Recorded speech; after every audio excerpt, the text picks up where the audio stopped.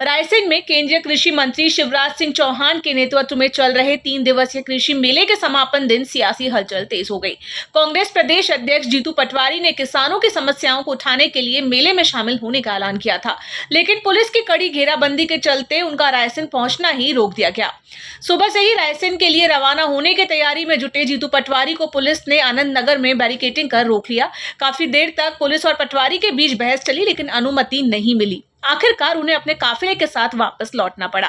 Media से बातचीत में पटवारी ने कहा कि उनका मकसद टकराव नहीं बल्कि किसानों की समस्याओं को मंच तक पहुंचाना था।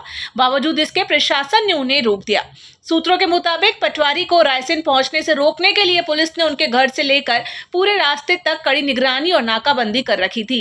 अब सवाल उठ रहा है, क्या किसानों की आवाज दबाने की कोशिश हुई या फिर कानून व्यवस्था बनाए रखने के लिए उठाया गया कदम? पूरे मध्य प्रदेश में किसानों को धोखा देगी भारतीय जनता पार्टी। ये मोहन यादव, शिवराज सिंह चौहान, गेहूं उपार्जन में लाखों किसान डिफाल्टर हो गए। उनका सही समय पे उपार्जन नहीं किया। 3 मोदी गारंटी थी, एक भी पूरी नहीं की। पूरे देश में शिवराज सिंह चौहान भाषण देते हैं कि मैंने 8 गुना किसानों की आय कर दी, तो अल्टीमेटली झूठ तो बोल रहे हैं। तो इसका डर अंतर मन में है।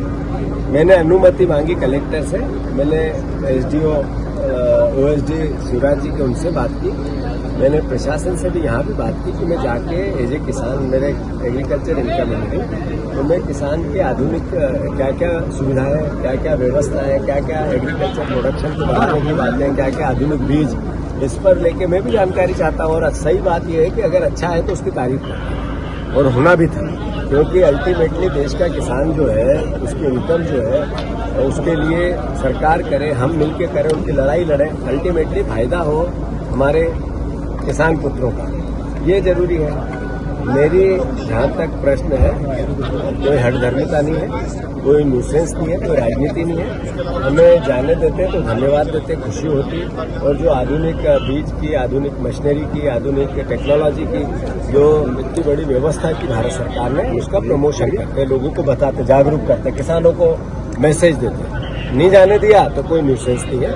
शिवराज जी से इतना ही आग्रह है कि हर चीज डर के नहीं हो सकती। शिवराज जी, मोहन यादव जी से भी मेरा आग्रह है कि आप बात करो, संवाद करो, अवसर दो विपक्ष को भी आपका सहयोग करने का, वातावरण ऐसा बनाओ। आप इस तरीके का डर का माहौल पैदा करके पहले से डरे हुए दिख के नहीं जाने देंगे, नहीं तो कुछ हमारी कमियां दिख जाएगी, तो अल्टीमेटली हम प्रदेश के किसानों का भला नहीं कर सकते। मैं अंतिम सांस तक किसानों की लड़ाई लड़ूंगा, किसान का बेटा हूं। उनके हक और अधिकार इस सरकार को देने चाहिए, नहीं देंगे तो हम हर जगह जो हमारा मूल विपक्ष का दायित्व है। Bureau report, EMS TV।